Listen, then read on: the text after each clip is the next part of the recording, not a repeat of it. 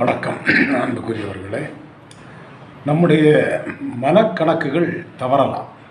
ஆனால் மனிதர்களை பற்றிய நம்முடைய கணக்குகள் என்றுமே தவறக்கூடாது என்பதை சித்தீகரிக்கின்ற வகையிலே ஒரு சிறு கதை ஒன்றை உங்களிடையே பகிர்ந்து கொள்ள ஆசைப்படுகின்றேன்.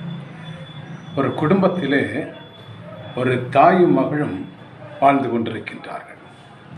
அப்பொழுது தன் மகளுடைய கரத்திலே 2 ஆப்பிள்கள் இருக்கின்றன. அந்த தாய் அன்பாக அந்த மகளிடத்திலே, உன்னிடத்தில் 2 ஆப்பிள்கள் இருக்கின்றனவே, ஒன்றை எனக்கு கொடுப்பாயா என்று செல்லமாக கேட்கின்றார். ஆனால் அந்த குழந்தை சற்றும் யோசிக்காமல் படாரென 2 ஆப்பிள்களையும் கடித்து விடுகின்றது. அந்த நேரத்திலே அந்த தாயினுடைய முகம் வாடி போகின்றது.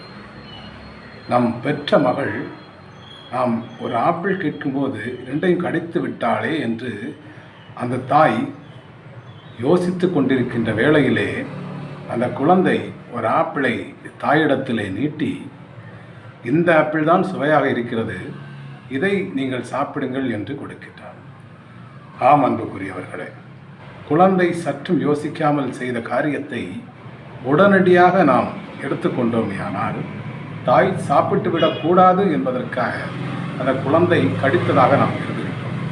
ஆனால் அந்த குழந்தை தன் தாய்க்கு கொடுக்கின்ற பழம் மிகவும் சுவை மிகுந்ததாக இருக்க வேண்டும் என்ற எண்ணத்தோடு 2ஐயும் சுவைத்து பார்த்து அதில் நன்கு சுவை மிகுந்த பழத்தை தன் தாய்க்கு வழங்குகின்றார்.